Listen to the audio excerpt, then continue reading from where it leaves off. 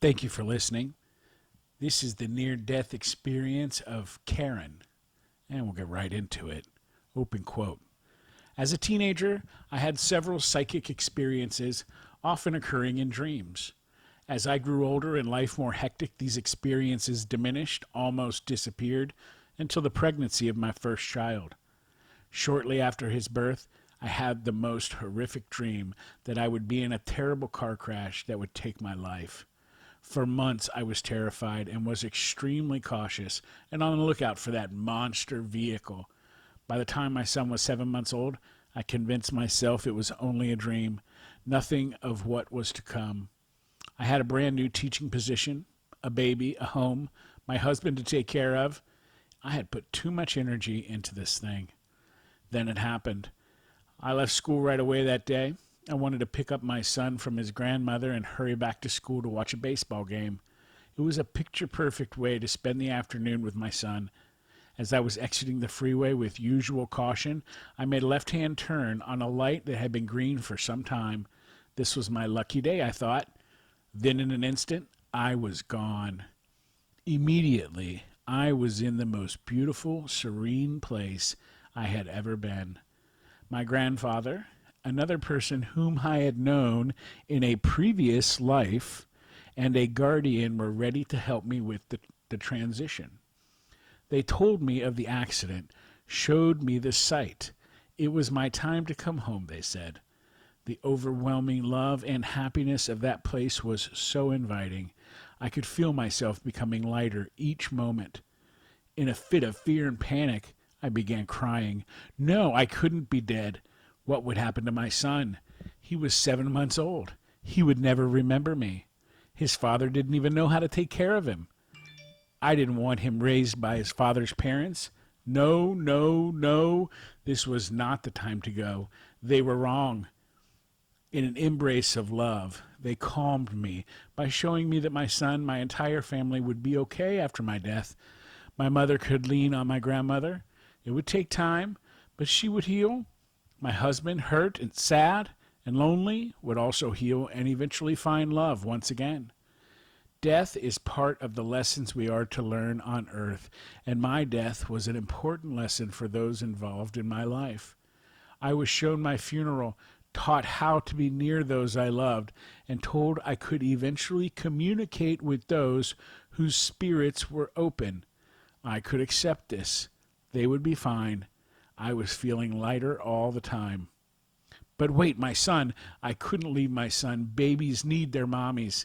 I needed to be his mommy. I couldn't let go. So much patience was shown to me, so much love. My guides explained that the feelings I was having were still a connection to my human side. Once my humanness wore off, I would feel light as air, utter happiness, and extreme love. Words do not do the feelings justice.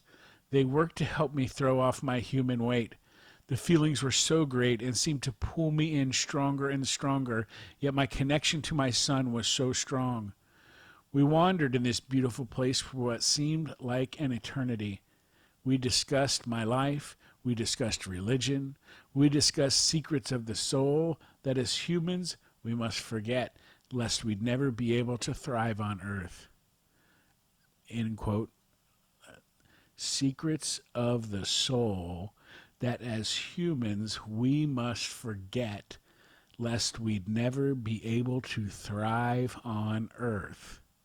Secrets of the soul. Let's get back to the story. Open quote. All the while I was in awe. Some things were just as I always dreamed an afterlife would be. Some I was just plain wrong. And I remember thinking, wow, where were my other loved ones? When could I see my other grandparents who had passed? In time, they were on a different plane. When my transition was complete, I could choose to go to other levels when I was ready. Every now and then, thoughts of my son would make me heavy once again. I couldn't bear the thought of him growing up without a mother. I was told others would be a mother for me. First grandparents, and then they showed me Jake's life. He was the most beautiful boy, so happy, but with a touch of sadness that seemed to pierce his soul. This was his lesson to tackle. He knew coming into this life the main lessons he was to learn. It was meant to be. Close quote. This was his lesson to tackle. He knew coming into this life the main lessons he was to learn. It was meant to be. Open quote. I saw a new mom for Jake when he was about 7 or 8. A beautiful woman, kind-hearted, who definitely cared for Jake and treated him well. But she was to have her own child with my widowed husband, and the love she showed for her own child was different and unequal to the love she showed for my child, her stepchild. This isn't what I dreamed for Jake. This couldn't be. I was happy for my husband. He was okay. He was happy. My son was a different story. Other lessons were learned in the constant, patient job of transitioning me to the other side. I had to let go. At times I became hysterical, and then moments later I was calm and serene. I saw a girl child who had been meant in Jake's place. But before conception, plans changed, and there was a need for Jake's spirit to take her place. There was much upheaval that Jake could help mend, and he did. At a time when I felt the closest to accepting my death, I experienced a resurge of sorrow and pain, longing for my son, for my life. I couldn't let go of my human life. My guides tried their hardest. They never gave up. They never became discouraged. It is unbelievable the amount of patience and love they exuded. Finally, my hysteria was calmed by a higher spirit who seemed to envelop me in love. My guides were instructed to allow me to return. Despite their pleas to allow them more time, they were told that my spirit would not rest. It was best to let me return to settle my spirit, learn further lessons. My pleading won my return for the time being. I understood before my descent that my friends and family had lessons that were being postponed, but they would have to learn the lessons at some point that my death taught. Arrangements were made for when, where, and how my spirit would return. What lessons were I to have enriched or acquire new? Some lessons learned in my arrival on the other side would have to be forgotten, and it was not good for my soul to know when I was dying again, or else as a human I would focus only on that, especially as the time neared. The last things I remember were being taken back to the accident site, and just before my descent I was told when my children were older it would be time to come home for good. I accepted it immediately. But then wait, what qualifies as older? What does it mean, only a few years older? Teenagers? Will I live to see them marry and have their own children? This was a difficult aspect to deal with immediately after the accident. I had a life with my son again. I had to spend it right, for I had no idea how much longer I had left. I was told I was lucky to survive.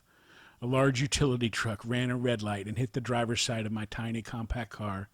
Despite wearing a seatbelt, the doctors say I would not have survived if it not were for the airbags to open, something that is not supposed to happen in a side impact. The first year after the accident was an attempt to live the best I could, the happiest I could. I was suffering, however, from severe pain from a fractured shoulder bone, broken ribs, and 2 hip fractures. I was told the pain would disappear in 6 months to a year at worst. 3 years later, the pain had not gone away. The second year, however, seemed to be the worst. I became so suicidal. All I wanted to do was return to this place. This life was so awesome, so love-filled, and so joyous. My son, and later my daughter, were the only things that made me go on. I was here for them. Today, only 3 years later, I have accepted my return to Earth, long to return to my afterlife home, and struggle to find peace and happiness until my time here comes to its final end. End quote. That was pretty amazing. Lots of little tidbits, reincarnation, other lives, being able to come down and be around people, different levels of heaven that people live on. Lots to think about. Thank you.